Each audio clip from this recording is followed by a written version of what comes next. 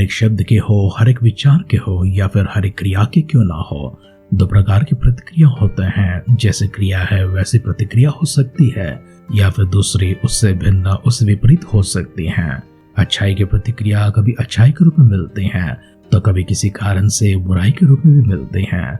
बुराई की प्रतिक्रिया अक्सर बुराई से मिलती हैं, लेकिन दातृत्व स्वभाव रखने वाले, अच्छे गुणों को रखने वाले इंसान के पास से इसके विपरीत में होकर बुराई की जगह बुराई के बदले अच्छाई होती है। हमारी अध्ययन राजाओं के ग्रंथ में चल रही है, जहाँ पर हमने अब तक कई सारे राजाओं को देखा है जिनके साथ में बुरा हुआ है, राजद्रोह हुआ है। उन्होंने भी वैसी प्रतिक्रिया को दिखाया है, बुराई के बदले बुराई को दिखाया है, राजद्रोह के बदले में राजद्रोह को दिखाया है, हिंसा के बदले हिंसा को दिखाया है, हत्याओं के बदले हत्याओं को दिखाया है। जिस तरह उनके साथ में हुआ है वैसे उन्होंने किया है। हमने कितने सारे राजों को अभी तक इस प्रकार से गौर किया है। हमारे अध्ययन में लोग वहां पर जाने से पहले आइए अपने आप को परमेश्वर के हाथों में समर्पण करेंगे। हम मिलकर छोटी सी प्रार्थना करते हुए परमेश्वर से इस प्रकार से मन के लिए प्रार्थना करेंगे।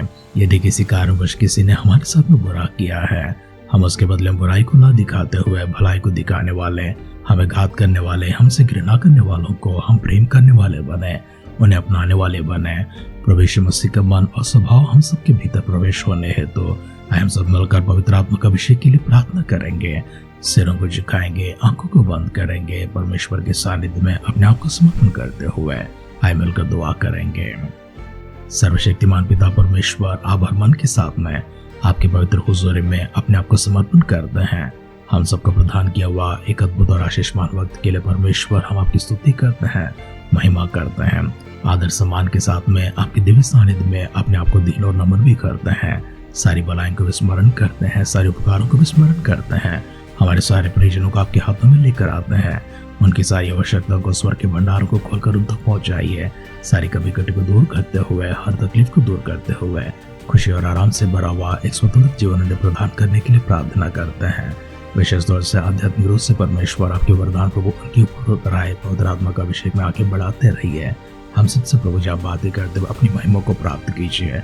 प्रार्थना पिता अपने सुनकर देवतन के लिए धन्यवाद करते हुए हमारे उद्धारकर्ता हमारे प्रभु यीशु मसीह के नाम से इस प्रार्थना को मांगते हैं।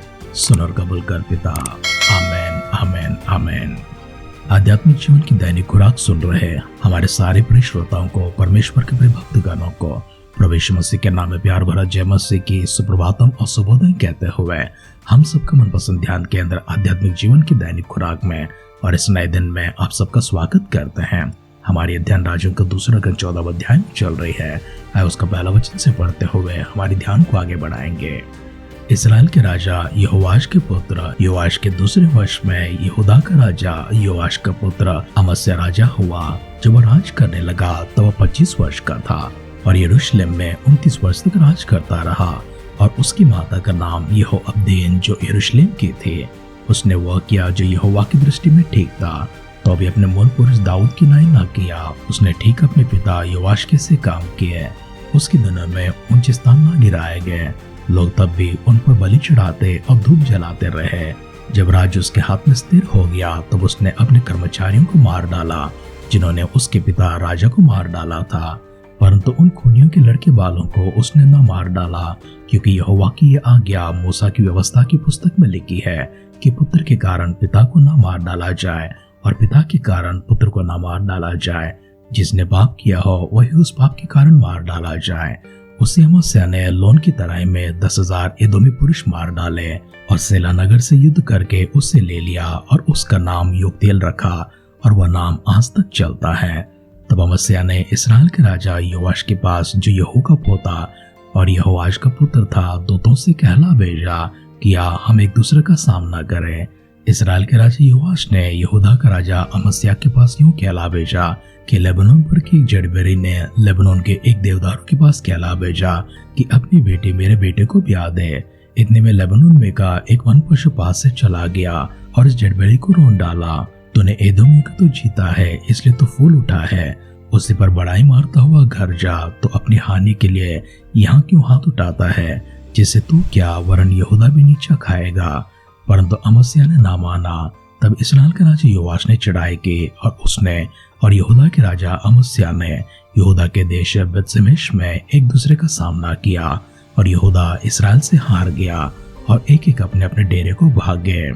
तब इसराइल के राजा योआश ने यहूदा के राजा अमस्याह को, जो अहज्याह का पोता और योआश का पुत्र था, बेतशेमेश में पकड़ लिया और यरूशलेम को गया और यरूशलेम के शहर पनाह में से एप्रामी फाटक से कोने वाले फाटक तक 400 हाथ गिरा दिए, और जितना सोना चांदी और जितने पात्र यहोवा के भवन में और राजभवन के भंडारों में मिले उन सबको और बंधुक लोगों को भी लेकर वह शोमरोन को लौट गया।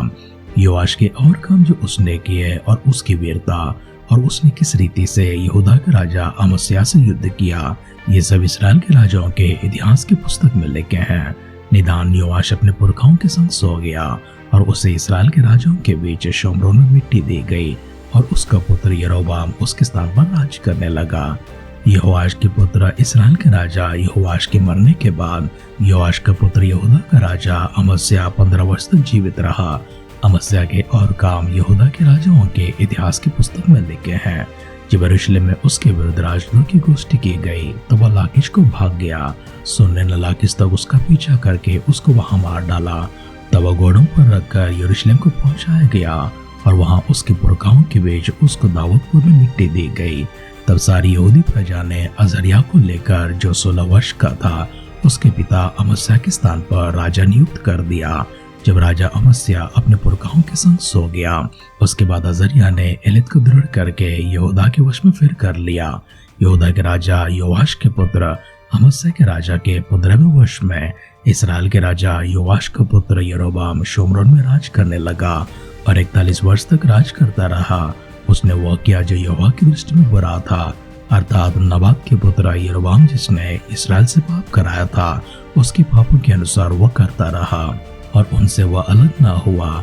उसने इसराइल का सिवाना हमाद की घाटी से ले अराबा के ताल तक ज्यों का त्यों कर दिया, जैसे कि इसराइल के परमेश्वर यहोवा ने अमित्tai का पुत्र अपने दास गेदरवासी योना भविष्यद्वक्ता के द्वारा कहा था, क्योंकि यहोवा ने इसराइल का दुख देखा कि बहुत ही कठिन है, वरन क्या बंधुआ क्या स्वाधीन कोई भी बचा न रहा और न इसराइल के लिए कोई सहायक था।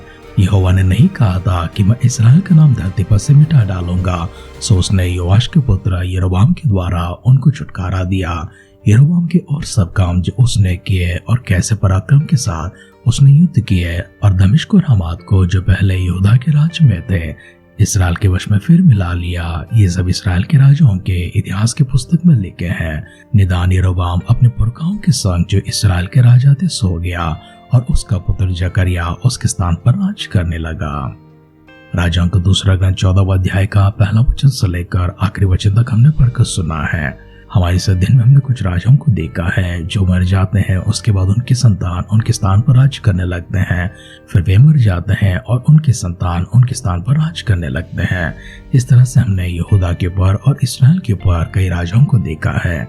इन सब राजाओं के बारे में कहने के लिए इतना कुछ अच्छा तो नहीं था, वरन इनकी बुराई ही अधिक होती गई थी और परमेश्वर की दृष्टि में बुरा करते हुए पाप करते हुए गए थे। जिस प्रकार से उनके पुरखा किया करते थे वैसे भी वे करते गए थे। परमेश्वर का वचन इस प्रकार से इनके बारे में लिखा हुआ है कि उनके दास दाऊद की तरह कोई भी निष्ठा के साथ नहीं चले हैं। हम अगर एक राजा है जिसने अपने पिता की खूनियों को मार डाला है, जिस तरह उन्होंने उसके पिता को मारा था वैसे उसने उन्हें भी मारा, लेकिन उनकी लड़की बालों को उसने नहीं मारा था, क्योंकि परमेश्वर की व्यवस्था जो मूसा के द्वारा दी गई थी उसमें इस प्रकार से लिखा हुआ है, पिता के पाप के कारण संतानों को न मारा जाए और संतानों के पाप के कारण पिताओं का न मारा जाए। जिसने पाप किया है वही उस पाप का दंड को प्राप्त करेगा। इसलिए उसने उनकी लड़की बालों पर हाथ नहीं डाला। एक अच्छी बात है जो परमेश्वर इनके बारे में प्रशंसा करते हुए अपने शास्त्र में लिखे हैं, लेकिन इनके समय वे भी ऊंचे स्थान गिराए नहीं गए थे, वे डाल नहीं किए गए थे। उनके ऊपर अभी भी धूप जलाए करते हैं, बलि चढ़ाई करते हैं। परमेश्वर की दृष्टि में जो कुछ भी घृणा है, जो कुछ भी बुरा है, वे करते गए हैं। भूमिका के शब्दों में हमने सुना है, हर किसी विचार के, हर किसी काम के, हर किसी सोच के 2 प्रकार की प्रतिक्रिया होते हैं। जिस तरह मेरे साथ हुआ है वैसे मैं तेरे साथ करूंगा, वरन उससे भी बदतर कर सकता हूँ। अगर मेरे साथ बुरा हुआ तो मैं तेरे साथ बुरा करूंगा। बुराई के बदले में भला करने वाले बहुत कम लोग होते हैं। हमारे इस अध्ययन में हमने बुरा करने वालों को देखा है। अपने सिरों को झुकाते हुए, आंखों को बंद करते हुए प्रार्थना करते परमेश्वर से मांगेंगे। परमेश्वर इस प्रकार की सोच कभी हमारे जहन में आने मत दीजिए। अगर हमारे साथ घात होता है, हमारे साथ बुरा होता है, हमारे विरुद्ध में अन्याय होते हैं, हमारे ऊपर अत्याचार होते हैं, तो भी परमेश्वर हम सहन करने वाले बने। प्रभु यीशु मसीह के मन को प्राप्त करते हुए क्षमा करने वाले बने और साथ ही साथ उनका भला करने वाले बने। इसलिए अपने आप को खुदावंद के हाथों में समर्पण करते हुए सिरों को झुकाएंगे, आंखों को बंद करेंगे, छोटी सी प्रार्थना करेंगे। अनुग्रहकारी पिता परमेश्वर, दया और क्षमा से और प्रेम से भरा हुआ, हमारी देखरेख करने वाले, हमें संभालने वाले, हमें आगे बढ़ाते हुए अपनी महिमा को चलाने वाले हमारे पिता परमेश्वर, एक और बार हम आपके दिव्य हुजूर में अपने आप को समर्पण करते हैं। हम आपकी स्तुति करते हैं, प्रशंसा, महिमा, गौरव, आदर, सम्मान के साथ में अपने आप को प्रति दीनों नम्र करते हैं। सुंदर से समय के लिए, सुंदर से वचनों के लिए आपको धन्यवाद करते हैं। इन वचनों के आधार पर प्रभु जी हम अपने आप को सचेत कर पाए। प्रभु इन्हें चेतावनी के रूप में स्वीकार करते हुए हमारे जीवन परमेश्वर को इस प्रकार के कार्य न करने के लिए हम निष्ठा के साथ, प्रतिष्ठा के साथ में और इसे पूरा करते हुए इस प्रकार से चलने के लिए, पवित्र आत्मा का अभिषेक में चलने के लिए पिता परमेश्वर हम एक निर्णय को लेते हैं और आपकी ओर से प्रभु जी आशीष को मांगते हैं। स्वर्गीय हाथ बढ़ाइए प्रभु जी, हमें छू लीजिए। हम अपने अभिषेक से भरने के लिए प्रार्थना करते हुए प्रभु यीशु मसीह के बादलों की आगमन अगर विलंब होगी, कल सुबह फिर से मिलकर आपकी स्तुति करने, आराधना करने, आपकी प्रशंसा, महिमा करने, आपके वचनों को गौर करने के लिए हम सबों को सजीवों की संख्या में, भाग्यवानों की गिनती में रखने के लिए दुआ करते हैं। अगर ऐसा ना हो तो प्रभु यीशु मसीह के बादलों के आगमन में हम सबको शामिल करने के लिए प्रार्थना करते हुए हमारे उद्धारकर्ता, हमारे प्रभु यीशु मसीह के नाम से इस दुआ को मांगते हैं। सुन और कबूल कर पिता। आमेन, आमेन, आमेन।